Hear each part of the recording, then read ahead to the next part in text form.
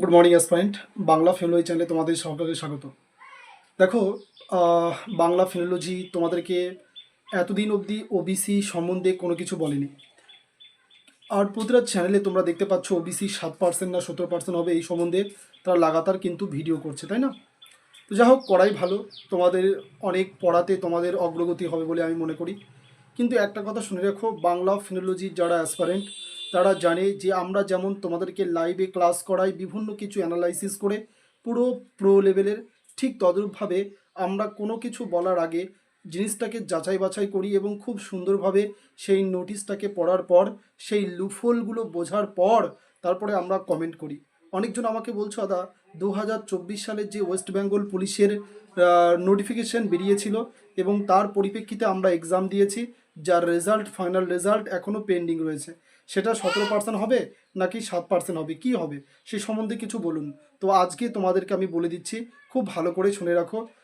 আমি নোটিশটা পড়ার মানে নোটিশটা দেখার পরে আমি যেগুলো দেখলাম, ওই লুপ হোল কিছু আছে যেটা স্পষ্ট মানে একটা বার্তা দেয় যে তোমাদের অর্থাৎ ওয়েস্ট বেঙ্গল পুলিশ 2024 সালের যে এক্সামের ফাইনালের রেজাল্টটা পেন্ডিং আছে ওটা 17% ধরেই কিন্তু হবে। হ্যাঁ, তোমাদের অনেকজনের আনন্দ হবে, তবে এটাই, যারা তোমাদেরকে বড় বড় মানে যে যাই বলুক না কেন, শুধু একটা কথা মনে রাখবে, বাংলা ফিনোলজির আমান স্যার তোমাকে বললো যে তোমাদের যে পেন্ডিং রেজাল্টটা আছে 2024 সালের, সেইটা আমি তোমাদেরকে বলে দিলাম। ওয়েস্ট বেঙ্গল পুলিশের রেজাল্টটা হবে হচ্ছে তোমার 17% ওবিসির কোটাকে মানে মান্যতা দিয়ে তারপরে রেজাল্টটা কিন্তু আউট হবে। এটা 110%। কারণটা কি?